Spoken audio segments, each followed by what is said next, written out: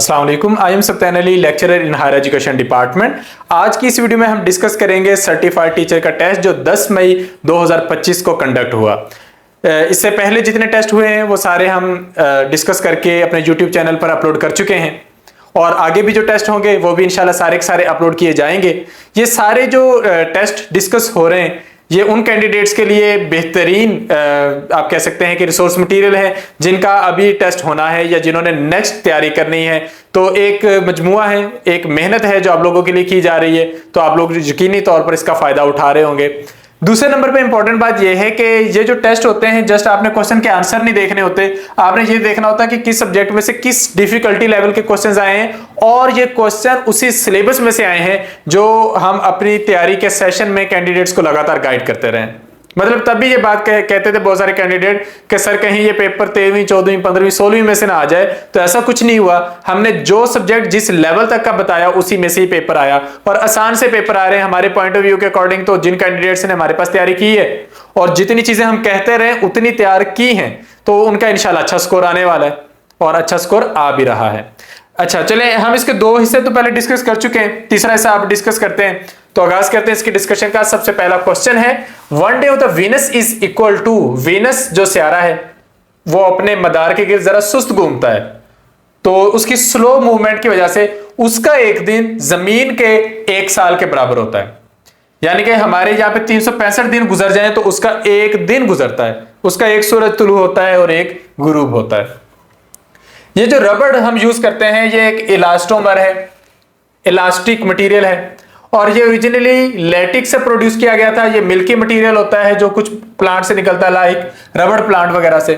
तो chemical form जो इसकी है नेचुरल रबड़ की, उसका फार्मूला क्या होता है? उसका फार्मूला होता है सिस 1,4 पोली आइसोप्रीन और ये इसका जो सिस स्ट्रक्चर है वो इसको इलास्टिसिटी प्रोवाइड करता है।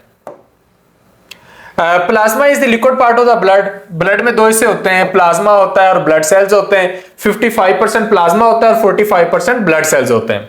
अच्छा, ये जो 55% प्लाज्मा होता है इसमें वाटर भी है, प्रोटीन्स भी हैं और दूसरी बहुत सारी चीजें भी हैं।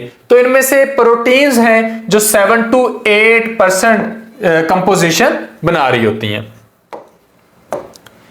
नेक्स्ट है example of solution, solid in gas. Solid in gas solution की एक टाइप है, तो इसकी एग्जांपल बताएं।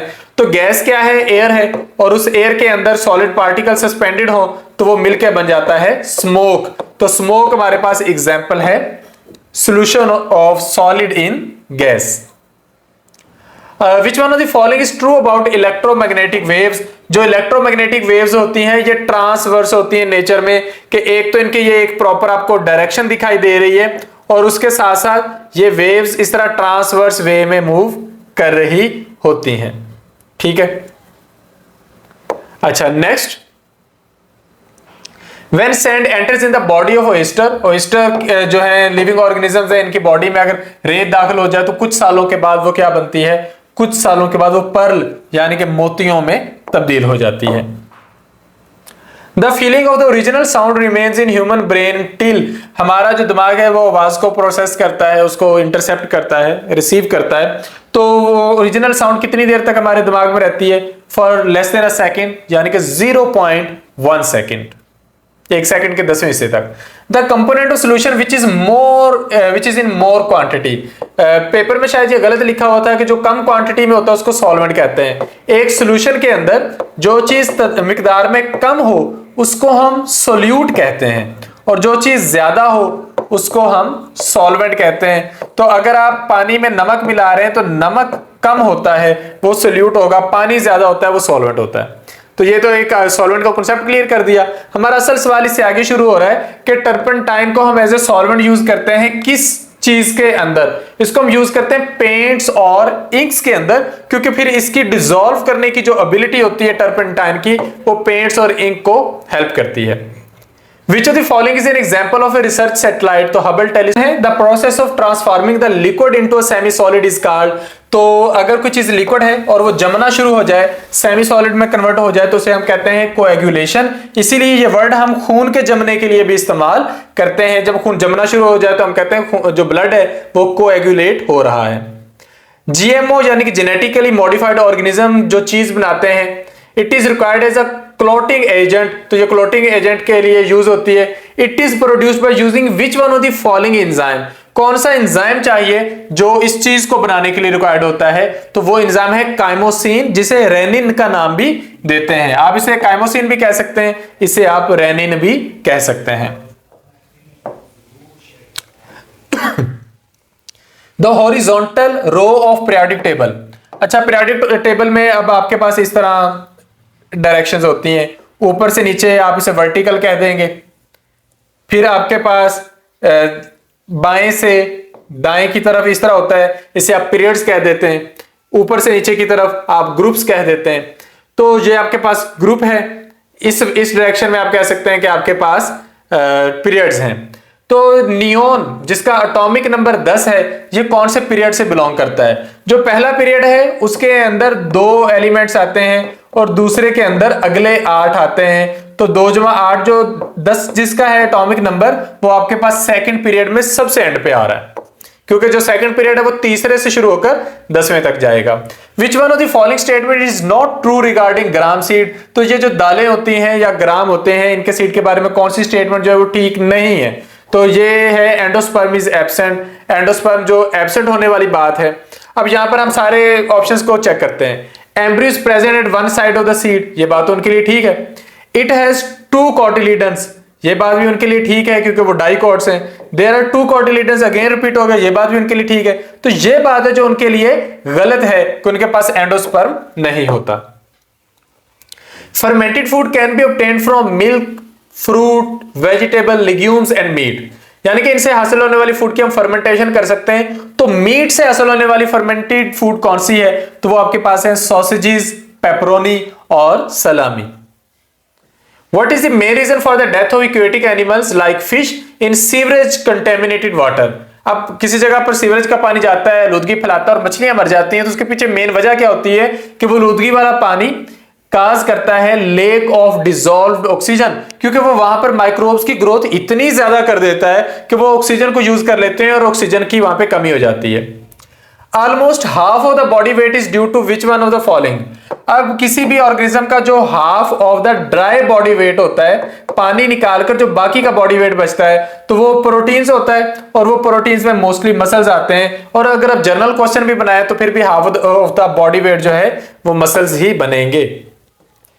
What was one of the key reasons for the rift between Nawaz Sharif and general Musharraf before 1999 COP? 1999 का जो आप कह रहे हैं फौजी हुकूमत, उससे पहले नवाज शरीफ और मुशर्रफ में किस बात का इख्तिलाफ था?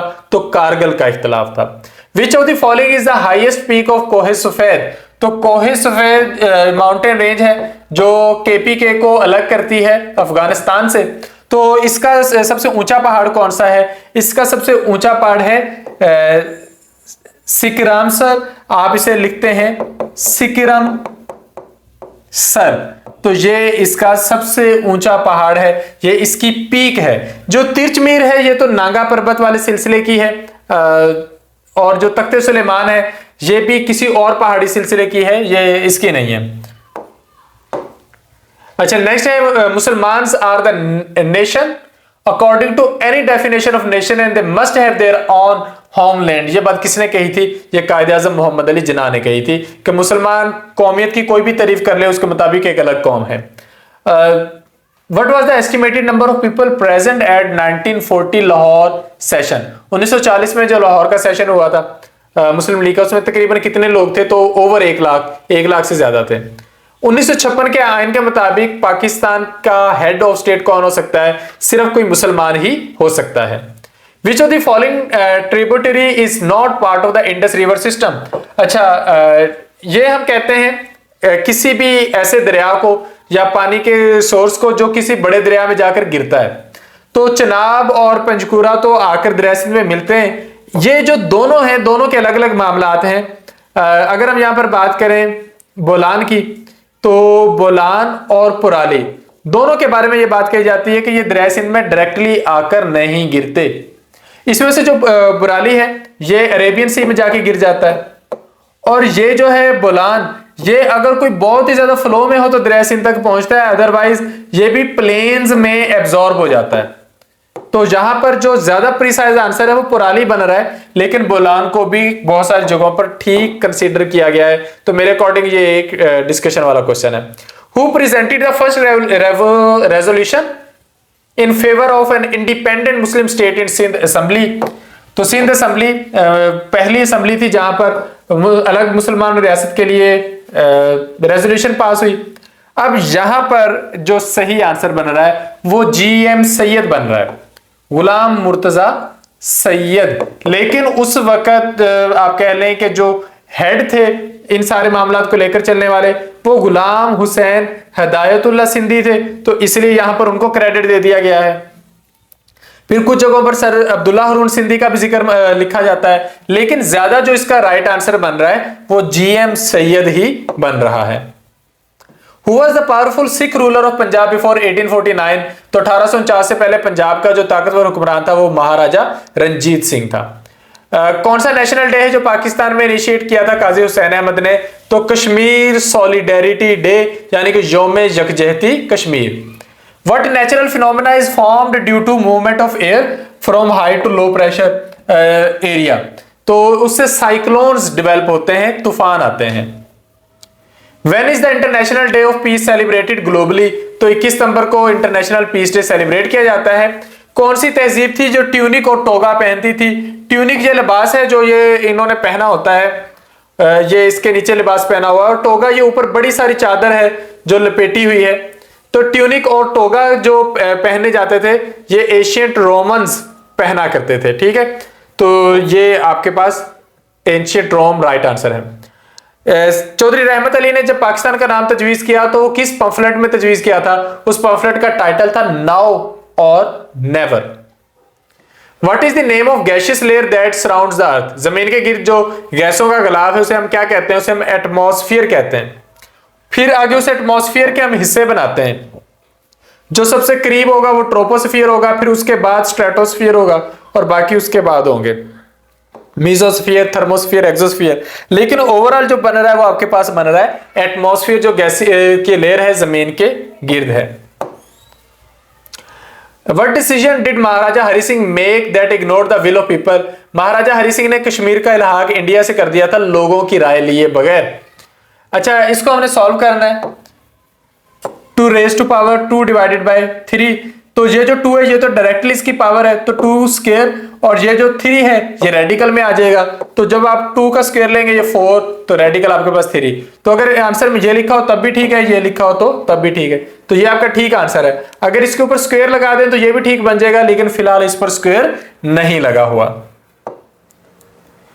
If the roots of quadratic equation are 1 plus square root 5 and 1 minus square root 5, the quadratic equation is, तो quadratic equation आपके पास यहाँ पे क्या बननी चाहिए? तो आपके पास फॉर एग्जाम्पल हम कर लेते हैं कि हमारे पास हमने पहले इनका सम निकालना है इसके रूट्स का। तो सम निकालने के लिए आप क्या करेंगे? आप इन दोनों रूट्स की वैल्यू को जमा कर लेंगे, 1 plus square root 5 plus 1 minus square root 5। जब इनको जमा करेंगे ये इससे कैंसिल हो जाएगा, 1 प्लस 1 2 हो जाएगा। फिर अगर आप इनकी प्रोडक्ट निकालेंगे, दोनों रूट्स को मल्टीप्लाई करेंगे, 1 प्लस स्क्वायर रूट 5 को आप मल्टीप्लाई करेंगे 1 माइनस स्क्वायर रूट 5 से, क्योंकि वैल्यूज तो उन्होंने आपको ऑलरेडी दे दी हैं। अब आगे आपने इससे आगे सॉल्व भी करना है। तो यहां पर a plus B multiply a minus B formula लगेगा a square minus B square, यानी कि 1 को 1 से मल्टीप्लाई करेंगे 1 माइनस स्क्वायर रूट 5 को स्क्वायर रूट 5 से करेंगे तो वो आपका स्क्वायर से स्क्वायर रूट कैंसिल हो जाएगा, 1 माइनस 5, ये आंसर आ जाएगा -4।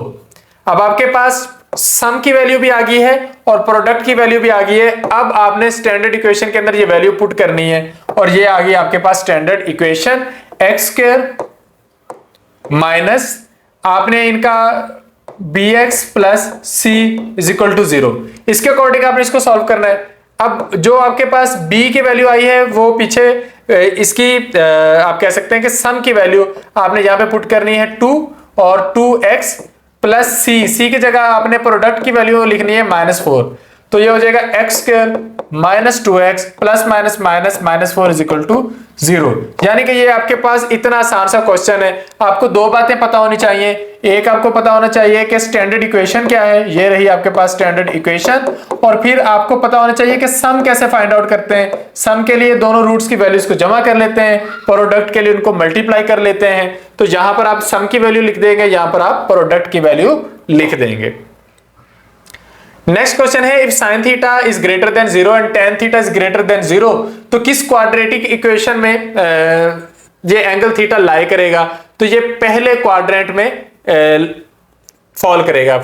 Name the quadrant in which angle theta lies. Quadratic equation कहने की बजाय आप कहेंगे क्वाड्रेंट, तो फर्स्ट क्वाड्रेंट के अंदर ये फॉल करता है, क्योंकि साइन थीटा और टेन थीटा दोनों 0 से ज्यादा है। तो ये देखें, साइन थीटा और टेन थीटा दोनों प्लस वैल्यू में हो। ये सिर्फ एक ही केस में पॉसिबल है कि आपके पास क्वाड्रेंट 1 हो। क्वाड्रेंट 2 में साइन थीटा तो प्लस है लेकिन टेन थीटा माइनस है। क्वाड्रेंट 3 में टेन थीटा तो प्लस है लेकिन जो साइन थीटा है वो माइनस में है। अच्छा, नेक्स्ट है आपके पास दो बेसिस हैं। अगर दोनों बेसिस सेम है तो फिर उनकी जो n और m इनकी वैल्यूज भी सेम ही होंगी। तो ये आपका आंसर आएगा m is equal to 0 and n is equal to 0, क्योंकि बेसिस सेम है और आपने उनको बराबर कह दिया, तो बराबर तभी होंगे कि जब अब उनकी पावर्स भी सेम होंगी। तो यहां पर इस पेपर की डिस्कशन हो जाती है कंप्लीट। मजीद जो पेपर नेक्स्ट हो रहे हैं वो भी हम साथ साथ डिस्कस करते जाएंगे। उन पेपर्स को देखने के लिए आप हमारे यूट्यूब चैनल पे जुड़े रहिए और डिस्क्रिप्शन में दिए गए नंबर पर रब्ता करके आप लोग हमारे डेटा और मटेरियल को हासिल कर सकते हैं, ताकि अगर आपका टेस्ट अभी होना है तो मजीद अच्छे अंदाज में हो जाए। Thank you, Allah Hafiz.